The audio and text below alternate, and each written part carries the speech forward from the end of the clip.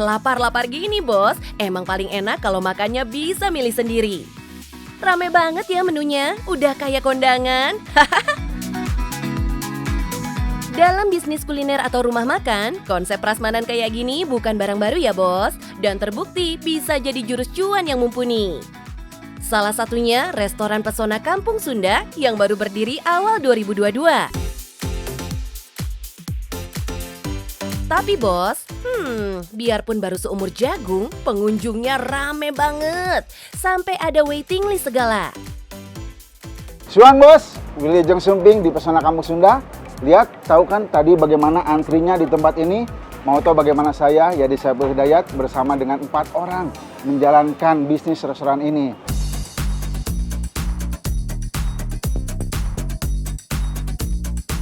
Restoran ini memang sempat viral bos. Apalagi menurut pengakuan Kang Yadi, dalam sehari bisa ada 500 pengunjung yang datang. Makanya nggak heran kalau restoran ini bisa menghabiskan 30 kg beras dalam sehari. Ide Kang Yadi dan timnya memang tepat sasaran dalam menawarkan konsep tradisional ala Kampung Sunda. Karena konsep semacam ini justru udah makin jarang dilirik. Karena kita melihat potensi kuliner di Indonesia itu masih besar. Dan salah satunya masakan tradisional itu ternyata orang masih memiliki minat yang tinggi untuk mencoba. Gitu.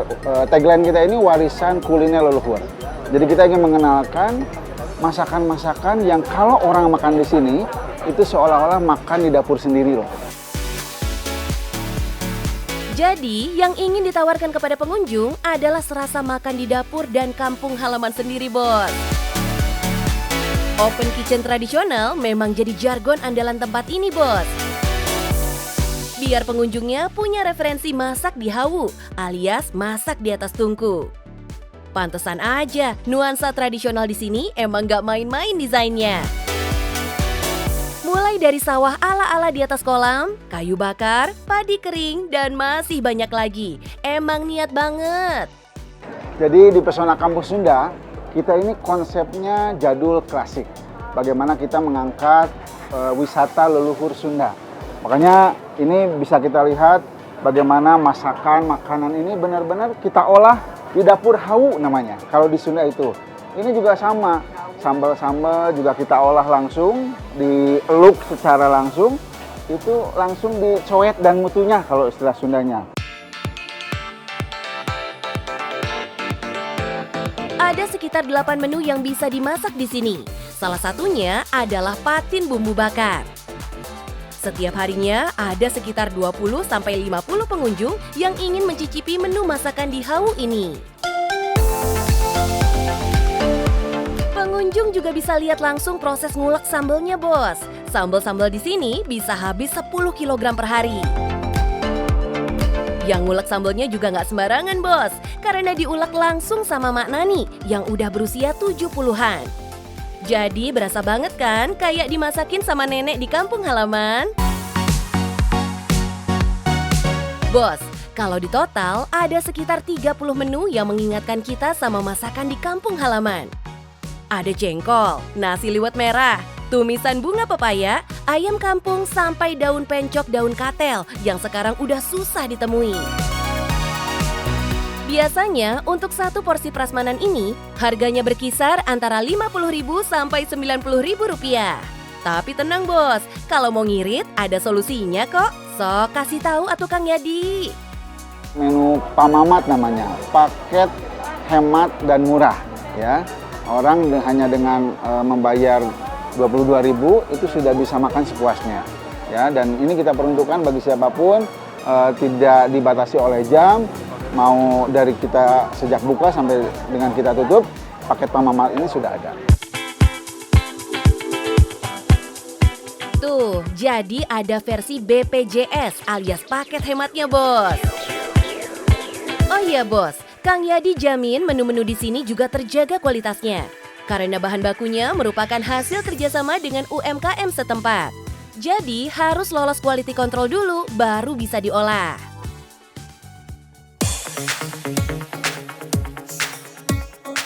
Nggak cuma makanan berat, Bos. Kalau mau sekedar ngemil juga ada kok. Ada kacang rebus, kue pukis, singkong, semuanya layak dicoba deh. Kisaran harganya mulai dari Rp3.000 aja. Sebelum seviral kayak sekarang, banyak tantangan yang mesti dilewatin Kang Yadi dan timnya. Mulai dari pemilihan nama yang terkendala beberapa faktor. Belum lagi cerita di luar nalar yang pernah didengar dari pengunjung kalau restorannya selalu tutup. Namanya usaha atau bisnis, ketika kita memulai pasti ada suka duka. Pasti ada lika-likunya gitu. Dengan pengalaman yang kita punya so far sampai sejauh ini, alhamdulillah kita bisa melewati semuanya. Tapi rezeki nggak akan kemana kok, asal mampu bersaing sehat dan bisa membuktikan kualitas. Kunci suksesnya ya karena makanannya yang endul, ditambah promosi yang gencar. Salah satunya dengan menggandeng beberapa influencer muda di media sosial. Sasaran marketingnya memang ditujukan untuk berbagai kalangan, terutama anak-anak muda, biar nggak lupa sama masakan tradisional. So, jadi penasaran kan berapa omset dari rumah makan ini? Kuy, kita hitung. Let's say sehari ada 500 pengunjung dengan pesanan menu hemat yakni Rp22.000. Kalau di total ada Rp11 juta per hari, bos. Apa kabar kalau dikali 30 hari alias 1 bulan? Beh, bisa sampai Rp330 juta. Itu baru hitungan menu paket hemat ya, bos. Pantesan aja Kang Yadi dan timnya selalu optimis kalau bisnis ini bakalan moncer terus. Pokoknya jangan takut, jangan pernah khawatir. Kalau konsep tradisional itu bisa menghasilkan cuan. Asal tetap kreatif, asal tetap berusaha. Kebetulan waktu itu pas kondisi penjualannya yang telah ada sejak tahun 1997 turun drastis akibat pandemi. Beberapa properti kecil ditarik bank, mobil ditarik bank. Iya deh. Awalnya 9 cabang, sekarang tinggal 4. Efeknya bos, Kak Jill jadi sering nggak bisa tidur sampai jam 3 pagi. Saat itu juga nggak sengaja Kak Jill melihat orang berjualan secara live di TikTok. Nah, itulah yang jadi inspirasi gaya jualannya sekarang. Orang yang sama mesti live. Dari jam 4 sampai jam 6, orang yang sama itu mesti live. Kak Jill kaget. Kak Jill bilang, Mami mau dong nak. Kak Jill bilang, live kayak gini bisa dapat satu hari 300.000 aja. Kak Jill bilang, deh udah bisa ngebantu, ada yang mau ditutupin, darling, sayang. Hari pertama Kak Jill, target Kak Jill 300, sayang. Hari pertama Kak Jill dapat 600, hari kedua 18, hari ketiga naik, lebih baik, sayang. Yang namanya rezeki emang gak kemana ya bos, asal mau berusaha. Sosok Kak Jill yang eye-catching memang susah bikin move on. Apalagi dandanan uniknya yang sukses menarik perhatian netizen. Dari dulu dek, Kak Jill tuh memang suka banget sama blush yang kayak gini, yang merah. Sampai kakak Kak Jill pernah bicara, Jill blushnya kemerahan katanya. Kak Jill lihat cermin, enggak Kak Jill bilang. Kau nggak lihat Jill itu kemerahan? Enggak, biasa aja, Kak Jill bilang kayak gitu. Kalau untuk alis, Kak Jill suka bosenan makeup deh. Kak Jill satu kali Kak Jill lihat ada alis tuh yang naik, begitu sayang. Kak Jill iseng, Kak Jill cukur semua Kak Jill naikin, darling. Kak Jill naikin, selesai Kak Jill buat, anak Kak Jill masuk, anak Kak Jill ketawa, dua-duanya. Mami please tuh alis turunin, katanya gitu. Kak Jill bilang, kalau anak Mami ketawa berarti teman-teman semua senang, Mami bilang. Selain penampilan, gaya penyampaian Kak Jill juga jadi ciri khas dalam mempromosikan bisnisnya.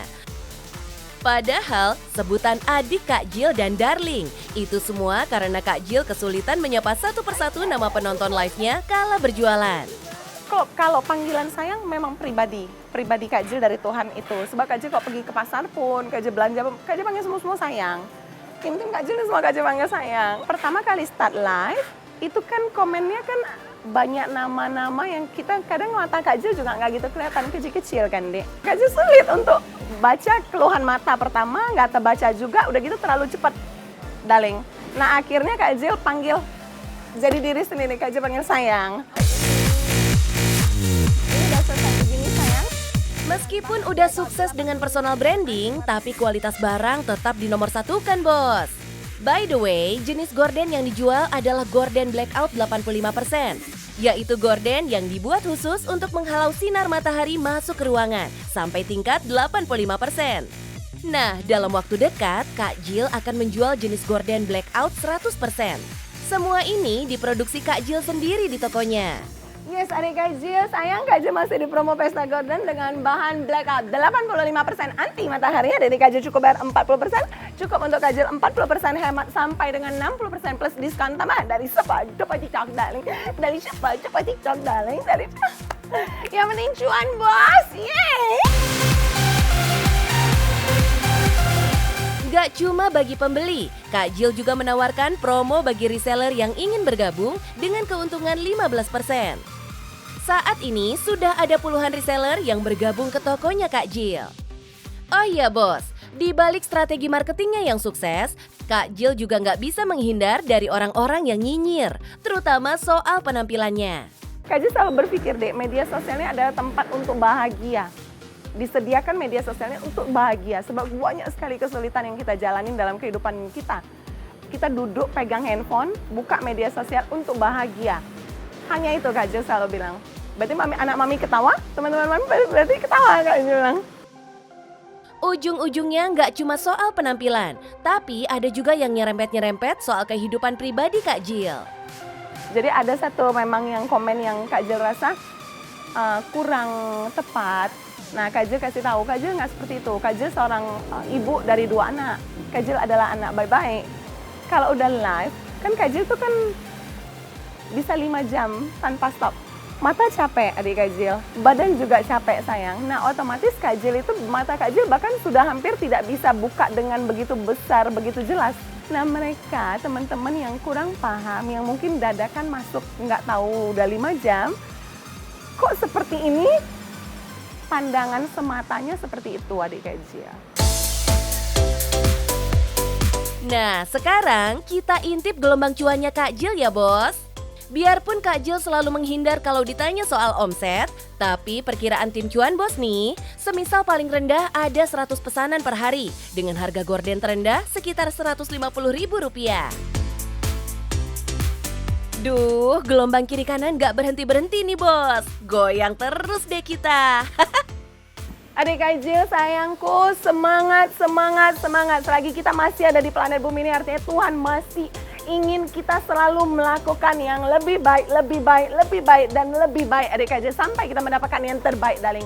Adik Kak Jill ingin mendapatkan cuan bos?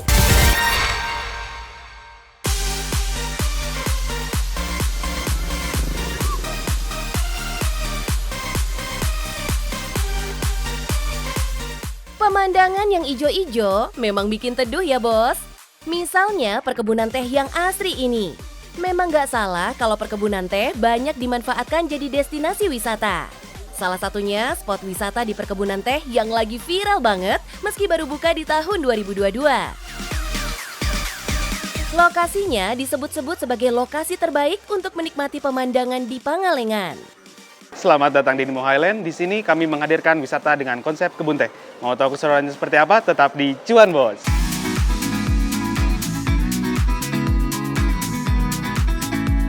Sejak dibuka pada Mei 2022, tempat wisata ini berhasil menyedot perhatian 100.000 wisatawan dalam kurun waktu sebulan. Tapi prosesnya butuh waktu sekitar 7 bulan untuk membangun akses dan lokasi wisata ini. Just info aja nih bos, Nimo Highland sendiri memanfaatkan lahan perkebunan yang kondisinya kurang produktif. Nimo sendiri adalah kepanjangan dari Nini Mountain yang memiliki luas 12 hektar. Lokasinya memang berdekatan dengan beberapa destinasi wisata lain seperti Rumah Bosca, Rumah Pengabdi Setan, dan masih banyak lagi. Jadi Nimo Highland ini sebetulnya sebelumnya sudah ada destinasi. Nah itu adalah Puncak Gunung Nini. Puncak Gunung Nini kita remake, mungkin kita rebranding, kita kemas ulang dengan konsep lebih modern.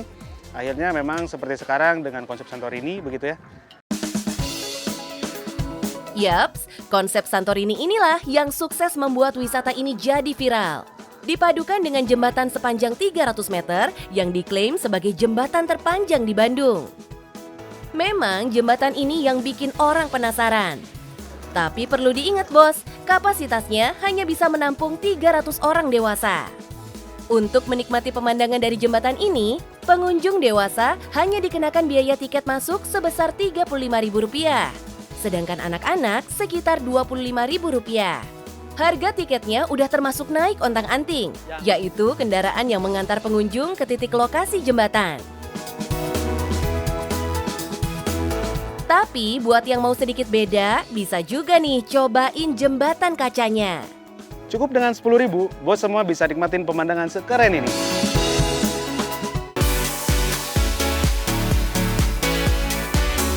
Murah banget kan? Cukup 10.000 aja bisa nikmatin pemandangan yang ciamik. Soal keamanannya, tenang aja bos. Mas Raffi mengklaim jembatan kaca ini bisa menampung bobot hingga 50 ton. Jadi, no worry lah ya.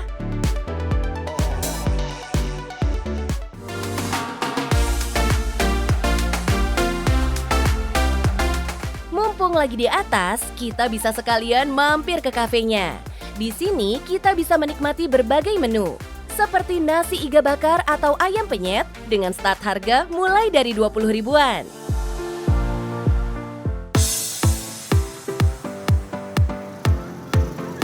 Oh iya bos, ada juga beberapa permainan di sini. Kalau yang doyan kebut-kebutan, bisa nyobain trek sepanjang 3,5 km kendaraan ATV. Pemandangannya kebun teh yang bikin adem bos, dijamin gak nyesel deh. Untuk sewa satu unit ATV, cukup bayar antara Rp60.000 sampai Rp175.000, tergantung panjang trek yang ditempuh bos.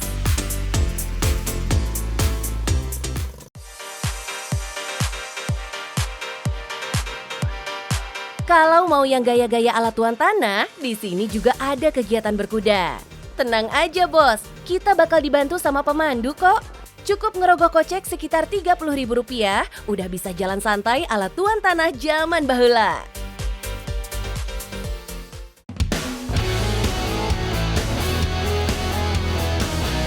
Kegiatan lain yang bisa dicoba di sini adalah permainan paintball.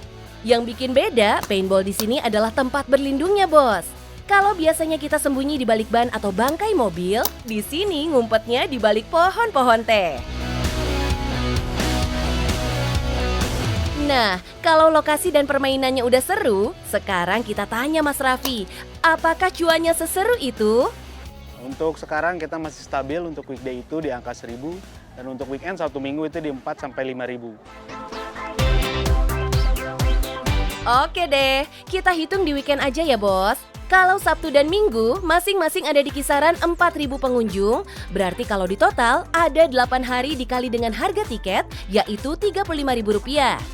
Jadi cuannya sekitar Rp1.120.000.000 per bulan. Bener-bener bikin adem ya bos, seadem suasana kebun teh di Pangalengan. Ini juga berkat kerja keras tim yang gencar promosi di sosial media. Konon, mereka sampai menggandeng 32 influencer, bos. Sistem marketing yang pertama memang kita tidak terlepas dari penggunaan sosial media ya. Kita undang teman-teman influencer begitu. Juga dibantu dengan dari tour travel, juga itu terbantu. Selain promosi yang gencar, pelayanan dari pihak pengelola juga jadi prioritas nomor 1 biar pengunjungnya nyaman. Oke bos, tadi kita udah keliling nikmatin pemandangan di Nemo Highland. Yang mau refreshing, yang mau healing, ditunggu di Nemo Highland. Yang penting, cuan bos.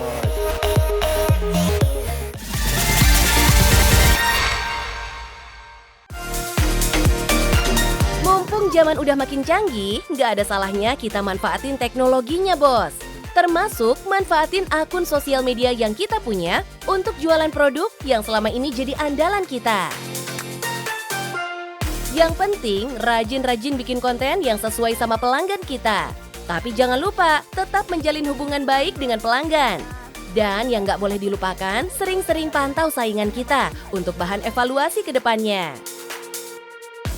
Sekian dulu perjumpaan kali ini ya bos. Kita ketemu lagi Sabtu depan di jam yang sama. Saksikan terus Cuan Bos, biar tetap cuan bos.